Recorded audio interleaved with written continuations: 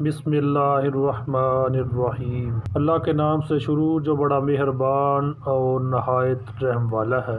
रसूलुल्लाह सल्लल्लाहु अलैहि वसल्लम ने फरमाया, अच्छे ख्वाब अल्लाह की तरफ से होते हैं और बुरे ख्वाब शैतान की तरफ से। लिहाजा जब तुम में से कोई नापसंदीदा ख्वाब देखे तो 3 बार अपने बाएं तरफ थूके और इसके शर से अल्लाह की पनाह मांगे। ऐसा करने पर वो उसे नुकसान नहीं पहुंचा सकता। रसूलुल्लाह सल्लल्लाहु अलैहि वसल्लम ने फरमाया, मोमन का ख्वाब नबूवत का 40वां हिस्सा है और ख्वाब की जब तक तबीर ना बयान की जाए वो एक परिंदे के पंजे में होता है। फिर जब तबीर बयान कर दी जाती है तो वो वाक़या हो जाता है।